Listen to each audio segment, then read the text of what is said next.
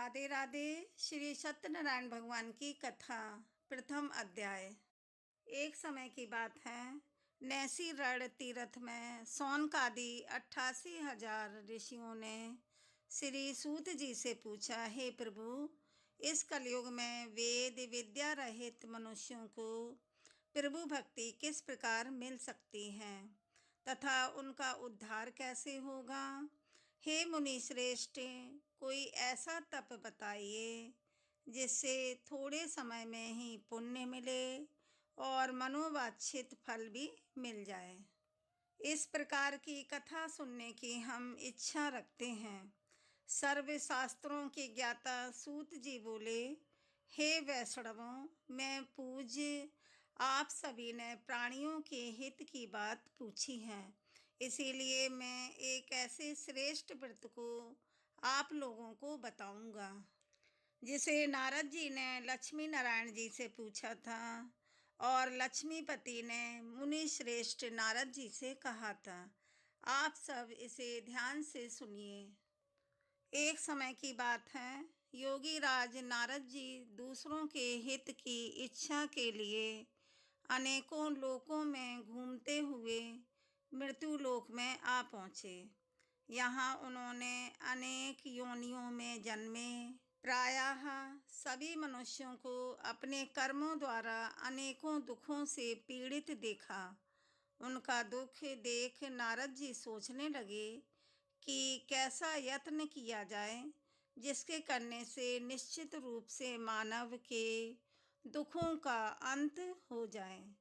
इसी विचार पर मनन करते हुए वह विष्णु लोक में गए। वहाँ वह देवों के ईश भगवान नारायण की स्तुति करने लगे, जिनके हाथों में शंख, चक्र, गदा और पद्म थे। गले में वरमाला पहने हुए थे। स्तुति करते हुए नारद जी बोले, हे भगवान, आप अत्यंत शक्ति से संपन्न हैं। मन तथा वाणी भी आपको नहीं पा सकती हैं। आपका आदि, मध्य तथा अंत नहीं है। निर्गुण स्वरूप सृष्टि के कारण भक्तों के दुख को दूर करने वाले आपको मेरा नमस्कार है। नारद जी की स्तुति सुनकर विष्णु भगवान जी बोले, हे मुनि श्रेष्ठ, आपके मन में क्या बात है? आप किस काम के लिए पधारे हैं, उसे निःसंकोच कहो। इस पर नारद मुनि बोले कि मृत्युलोक में अनेक योनियों में जन्मे मनुष्य अपने कर्मों के द्वारा अनेकों दुख से दुखी हो रहे हैं। हे नाथ, आप मुझ पर दया रखते हैं तो बताइए कि वो मनुष्य थोड़े प्रयास से ही अपने दुखों से कैसे छुटकारा पा सकते हैं। श्री हरि बोले, हे नारद, मनुष्यों की भलाई के लिए तुमने बहुत अच्छी बात पूछी है। जिसके करने से मनुष्य मोह से छूट जाता है, वह बात मैं कहता हूँ, उसे सुनो। स्वर्गलोक व मृत्युलोक दोनों में एक दुर्लभ उत्तम व्रत है जो पुण्य देने वाला है। आज प्रेम वश होकर मैं उसे तुमसे कहता हूँ। श्री सत्यनारायण भगवान का यह व्रत अच्छी तरह विधान पूर्वक करके मनुष्य तुरंत ही यहाँ सुख भोग कर मरने पर मोक्ष पाता है। श्री हरि के वचन सुनकर नारद जी बोले कि उस व्रत का फल क्या है और उसका विधान क्या है? यह व्रत किसने किया था?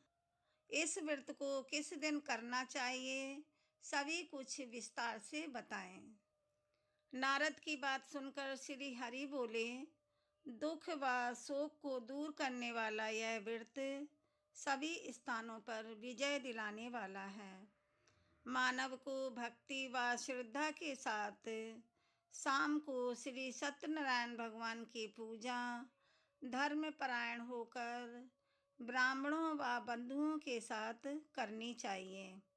भक्ति भाव से ही नैवेद्य, केले का फल, घी, दूध और गेहूं का आटा सवाया लें।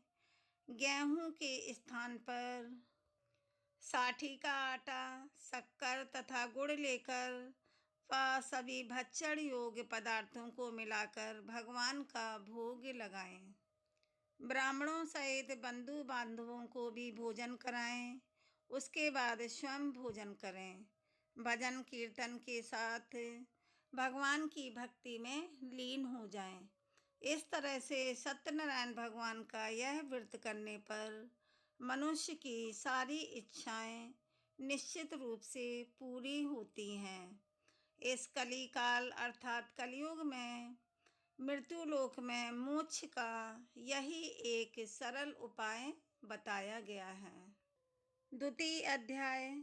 सूत जी बोले, हे ऋषियों, जिसने पहले समय में इस व्रत को किया था उसका इतिहास कहता हूँ, ध्यान से सुनो। सुंदर काशीपुरी नगरी में एक अत्यंत निर्धन ब्राह्मण रहता था। भूख प्यास से परेशान वह धरती पर घूमता रहता था। ब्राह्मणों से प्रेम करने वाले भगवान ने एक दिन ब्राह्मण का वेश धारण करके उसके पास जाकर पूछा, हे विप्र, नित्य दुखी होकर तुम पृथ्वी पर क्यों घूमते हो? दीन ब्राह्मण बोला, मैं निर्धन ब्राह्मण हूँ, भिक्षा के लिए धरती पर घूमता हूँ। हे भगवान, यदि आप इसका कोई उपाय जानते हो तो बताइए। वृद्ध ब्राह्मण कहता है कि सत्यनारायण भगवान मनोवांछित फल देने वाले हैं, इसीलिए तुम उनका पूजन करो। इसे करने से मनुष्य सभी दुखों से मुक्त हो जाता है। वृद्ध ब्राह्मण बनकर आए सत्यनारायण भगवान उस निर्धन ब्राह्मण को व्रत का सारा विधान बताकर अंतर्ध्यान हो गए। ब्राह्मण मन ही मन सोचने लगा कि जिस व्रत को वृद्ध ब्राह्मण करने को कह गया है, मैं उसे जरूर करूँगा। यह निश्चय करने के बाद उसे रात में नींद नहीं आई। वह सवेरे उठकर सत्यनारायण भगवान के व्रत का निश्चय करके भिक्षा के लिए चला गया। उस दिन निर्धन ब्राह्मण को भिक्षा में बहुत सारा धन मिला, जिससे उसने बंधु बांधवों के साथ मिलकर श्री सत्यनारायण भगवान का व्रत संपन्न किया। भगवान सत्यनारायण का व्रत संपन्न करने के बाद वह निर्धन ब्राह्मण सभी दुखों से छूट गया और अनेक प्रकार की संपत्तियों से युक्त हो गया। उसी समय से यह ब्राह्मण हर माह इस व्रत को करने लगा। इस तरह से सत्यनारायण भगवान के व्रत को जो मनुष्य करेगा वह सभी प्रकार के पापों से छूटकर मोक्ष को प्राप्त होगा। जो मनुष्य इस व्रत को करेगा वह भी सभी दुखों से मुक्त हो जाएगा। सूत जी बोले कि इस तरह से नारद जी से नारायण जी का कहा हुआ श्री सत्यनारायण व्रत को मैंने तुमसे कहा। हे विप्रो, मैं अब और क्या कहूँ? ऋषि बोले, हे मुनिवर, संसार में उस विप्र से सुनकर और किस किस ने इस व्रत को किया, हम सब इस बात को सुनना चाहते हैं। इसके लिए हमारे मन में श्रद्धा का भाव है। सूत जी बोले, हे मुनियों, जिस जिसने इस व्रत को किया है वह सब सुनो। एक समय वही विप्र धन व ऐश्वर्य के अनुसार अपने बंधु बांधवों के साथ इस व्रत को करने को तैयार हुआ। उसी समय एक लकड़ी बेचने वाला बूढ़ा आदमी आया और लकड़ियां बाहर रखकर अंदर ब्राह्मण के घर में गया। प्यास से दुखी वह लकड़हारा उनको व्रत करते देखे विप्र को नमस्कार करके पूछने लगा कि आप यह क्या कर रहे हैं तथा इसे करने से क्या फल मिलेगा, कृपया मुझे भी बताएं। ब्राह्मण ने कहा कि सब कामनाओं को मनोकामनाओं को पूरा करने वाला यह सत्यनारायण भगवान का व्रत है। इनकी कृपा से ही मेरे घर में धन्य धान्य आदि सभी प्रकार की वृद्धि हुई है। विप्र से सत्यनारायण व्रत के बारे में जानकर लकड़हारा बहुत प्रसन्न हुआ। चरणामृत लेकर व प्रसाद खाने के बाद वह अपने घर गया। लकड़हारे ने अपने मन में संकल्प किया कि आज लकड़ी बेचने से जो धन मिलेगा उसी से श्री सत्यनारायण भगवान का उत्तम व्रत करूँगा। मन में इस विचार को ले बूढ़ा आदमी सिर पर लकड़ियाँ रखकर उस नगर में बेचने गया जहाँ धनी लोग ज़्यादा रहते थे। उस नगर में उसे अपनी लकड़ियों का दाम पहले से 4 गुना अधिक मिला। बूढ़ा प्रसन्नता के साथ दाम लेकर केले, शक्कर, घी, दूध, दही और गेहूं का आटा लिया और सत्यनारायण भगवान के व्रत की अन्य सामग्रियां लेकर अपने घर गया। वहां उसने अपने बंधु बांधवों को बुलाकर विधि विधान से सत्यनारायण भगवान का पूजन और व्रत किया। इस व्रत के प्रभाव से वह बूढ़ा लकड़हारा धन, पुत्र आदि से युक्त होकर संसार के समस्त सुख भोग अंतकाल में वैकुंठ धाम चला गया। तृतीय अध्याय। सूत जी बोले, हे श्रेष्ठ मुनियों, अब आगे की कथा कहता हूँ। पहले समय में उल्का मुख नाम का एक बुद्धिमान राजा था। वह सत्य वक्ता और जितेंद्री था। प्रतिदिन देव स्थानों पर जाता और निर्धनों को धन देकर उनके कष्ट दूर करता था। उसकी पत्नी कमल के समान मुख वाली तथा सती साध्वी थी। भद्रशिला नदी के तट पर उन दोनों ने श्री सत्यनारायण भगवान का व्रत किया। उसी समय साधु नाम का एक वैश्य आया। उसके पास व्यापार करने के लिए बहुत सा धन भी था। राजा को व्रत करते देखकर वह विनय के साथ पूछने लगा, हे राजन, भक्ति भाव से पूर्ण होकर आप यह क्या कर रहे हैं? मैं सुनने की इच्छा रखता हूँ, तो आप मुझे बताइए। राजा बोला, हे साधु, अपने बंधु बांधवों के साथ पुत्रादि की प्राप्ति के लिए एक महाशक्तिमान श्री सत्यनारायण भगवान का व्रत व पूजन कर रहा हूँ। राजा के वचन सुनकर साधु आदर से बोला, हे राजन, मुझे इस व्रत का सारा विधान कहिए। आपके कथनानुसार मैं भी इस व्रत को करूँगा। मेरी भी संतान नहीं है और इस व्रत को करने से निश्चित रूप से मुझे संतान की प्राप्ति होगी। राजा से व्रत का सारा विधान सुनकर व्यापार से निर्वृत्त होकर वह अपने घर गया। साधु वैश्य ने अपनी पत्नी को संतान देने वाले इस व्रत का वर्णन कह सुनाया और कहा कि जब मेरी संतान होगी तब मैं इस व्रत को करूँगा। साधु ने इस तरह के वचन अपनी पत्नी लीलावती से कहे। अगले दिन लीलावती पति के साथ आनंदित होकर सांसारिक धर्म में प्रवृत्त होकर सत्यनारायण भगवान की कृपा से गर्भवती हो गई। एक दिन गर्भवती भगवान की कृपा से हो गई। 10वें महीने में उसके गर्भ से एक सुंदर कन्या ने जन्म लिया। दिनों दिन वह ऐसे बढ़ने लगी जैसे कि शुक्ल पक्ष का चंद्रमा बढ़ता है। माता पिता ने अपनी कन्या का नाम कलावती रखा। एक दिन लीलावती ने मीठे शब्दों में अपने पति को याद दिलाया कि आपने सत्यनारायण भगवान के जिस व्रत को करने का संकल्प किया था उसे करने का समय आ गया है। आप इस व्रत को करिए। साधु बोला कि हे प्रिय, इस व्रत को मैं उसके विवाह पर करूँगा। इस प्रकार अपनी पत्नी को आश्वासन देकर वह नगर को चला गया। कलावती पिता के घर में रहकर दिनों दिन बड़ी होने लगी। साधु ने एक बार नगर में अपनी कन्या को सखियों के साथ देखा तो तुरंत ही दूत को बुलाया और कहा कि मेरी कन्या के योग्य वर देखकर आओ।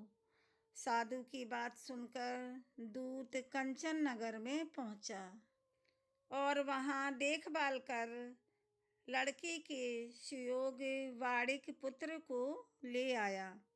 सुयोग्य लड़के को देख साधु ने बंधु बांधवों को बुलाकर अपनी पुत्री का विवाह कर दिया। लेकिन दुर्भाग्य की बात, ये साधु ने कभी भी श्री सत्यनारायण भगवान का व्रत नहीं किया। इस पर श्री भगवान क्रोधित हो गए और श्राप दिया कि साधु को अत्यधिक दुख मिले।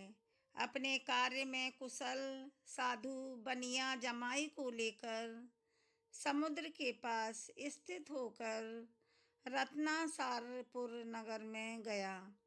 वहां जाकर दामाद ससुर दोनों मिलकर चंद्रकेतु राजा के नगर में व्यापार करने लगे।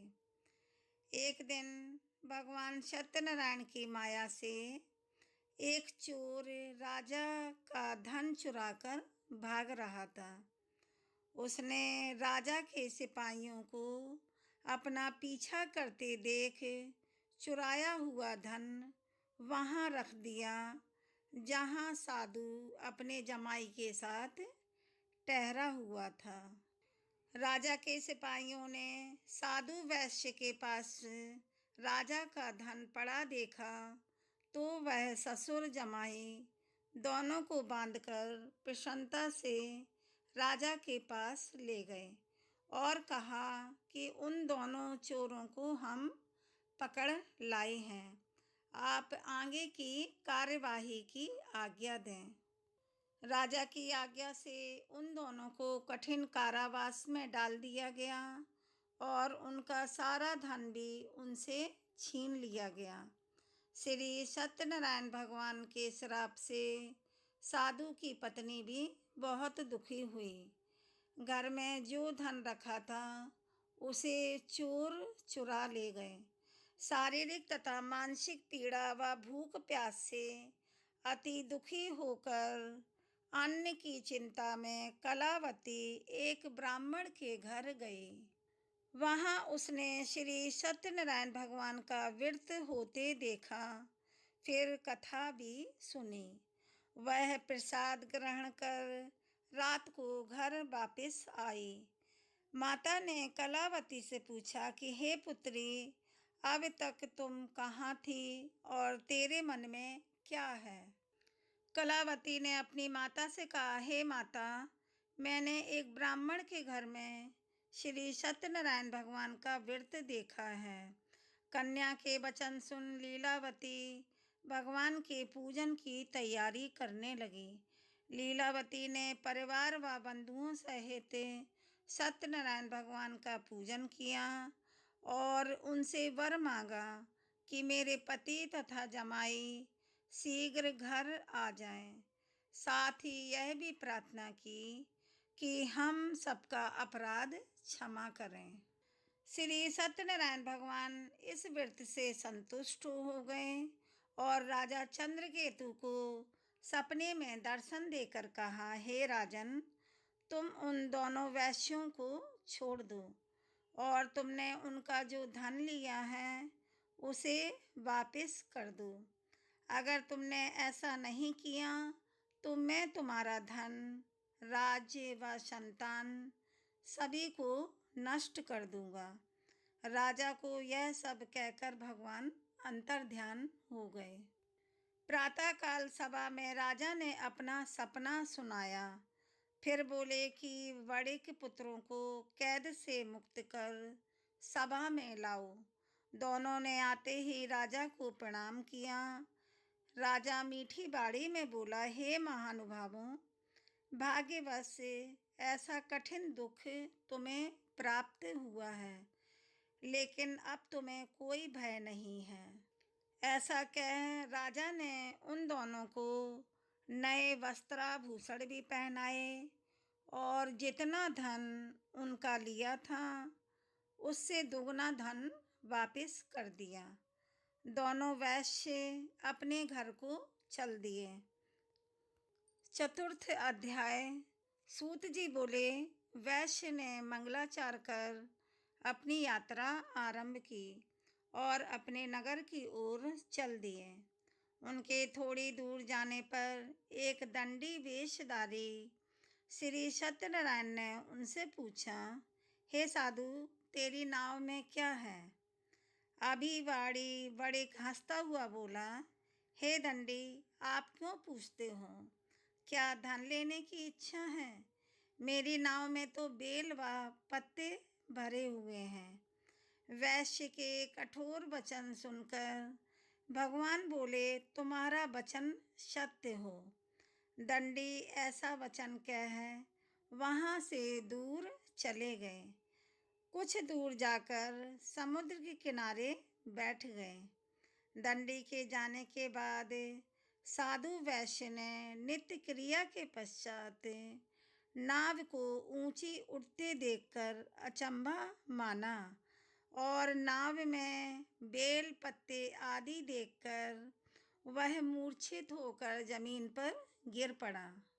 मूर्छा खुलने पर वह अत्यंत शोक में डूब गया।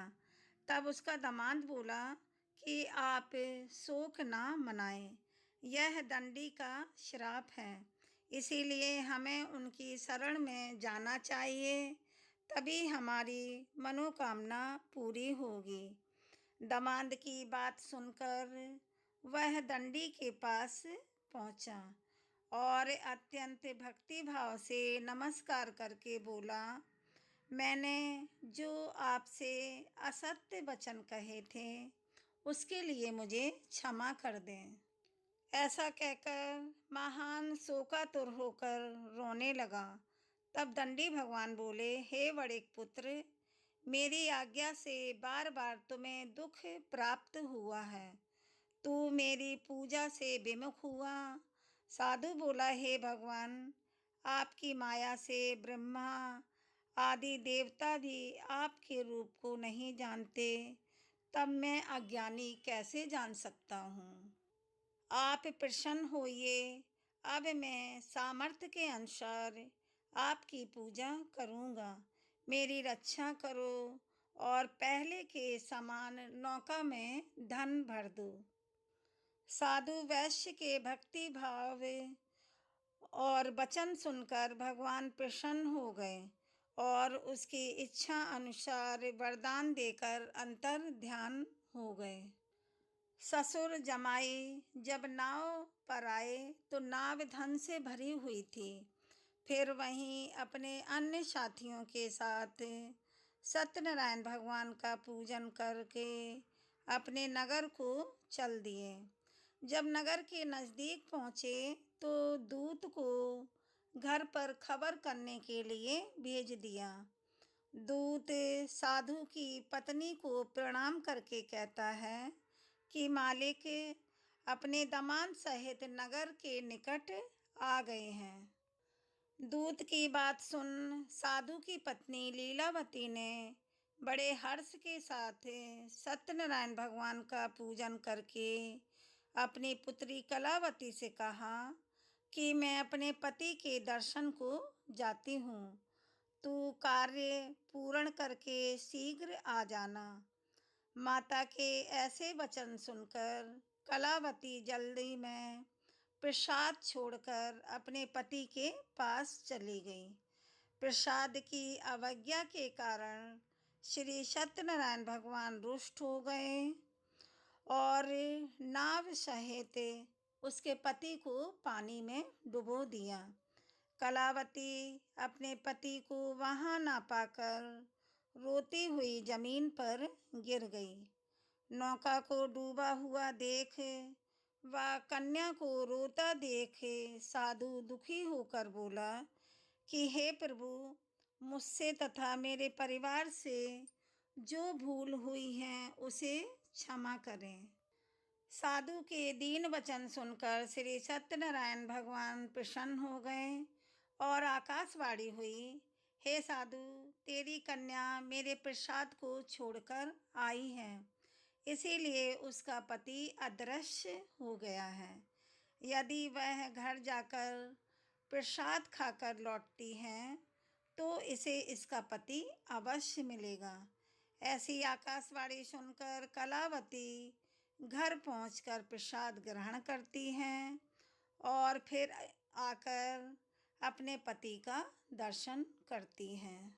उसके बाद साधु अपने बंधु बांधवों सहित श्री सत्यनारायण भगवान का विधि विधान से पूजन करता है तथा इस लोक में सुख भोग व अंत में स्वर्ग को जाता है।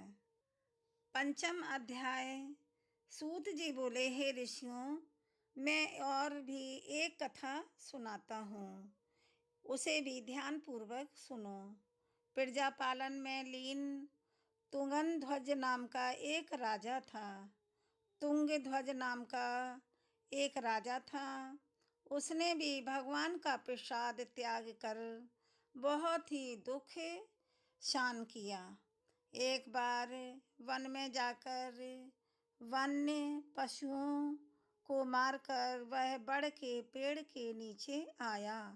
वहाँ उसने ग्वालों को भक्ति भाव से अपने बंधुओं सहित श्री सत्यनारायण भगवान का पूजन करते देखा। सत्यनारायण भगवान का पूजन करते देखा। अभिमानवश राजा ने उन्हें देखकर भी पूजा स्थान में नहीं गया और ना ही उसने भगवान को नमस्कार किया।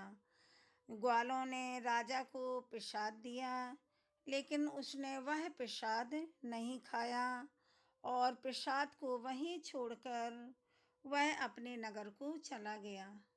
जब वह नगर में पहुंचा तो वहां सब कुछ तहस नहस हुआ पाया, तो वह शीघ्र ही समझ गया कि यह सब भगवान ने ही किया है। वह दोबारा ग्वालों के पास पहुंचा और विधि पूर्वक पूजा करके प्रसाद खाया, तो श्री सत्यनारायण भगवान की कृपा से सब कुछ पहले जैसा हो गया। दीर्घ काल तक सुख भोगने के बाद मरणोपरांत उसे स्वर्ग लोक की प्राप्ति हुई। जो मनुष्य परम दुर्लभ इस व्रत को करेगा तो भगवान सत्यनारायण की अनुकंपा से उसे धन्य धान्य की प्राप्ति होगी। निर्धन धनी हो जाता है और भय मुक्त हो जीवन जीता है। संतानहीन मनुष्य को संतान सुख मिलता है और सारे मनोरथ पूर्ण होने पर मानव अंतकाल में वैकुंठ धाम को जाता है। सूत जी बोले, जिन्होंने पहले इस व्रत को किया है, अब उनके दूसरे जन्म की कथा कहता हूँ। वृद्ध शतानंद ब्राह्मण ने सुदामा का जन्म लेकर मोक्ष की प्राप्ति की। लकड़हारे ने अगले जन्म में निषाद बनकर मोक्ष प्राप्त किया। उल्का मुख नाम का राजा दशरथ होकर वैकुंठ को गए। राजा दशरथ होकर वैकुंठ धाम को गए। साधु नाम के वैश्य ने मोर ध्वज बनकर अपने पुत्र को आरे से चीरकर मोक्ष पाया। महाराज तुंगध्वज ने स्वयंभू होकर भगवान में भक्ति युक्त हो कर्म कर मोक्ष पाया। श्रीमन नारायण नारायण नारायण, भजमन नारायण नारायण नारायण, श्री सत्यनारायण भगवान की जय। सभी लोग प्रेम पूर्वक बोलें श्री सत्यनारायण भगवान की जय। वीडियो को लाइक और सब्सक्राइब करें। कमेंट में जय सत्यनारायण भगवान की जय लिखें। राधे राधे।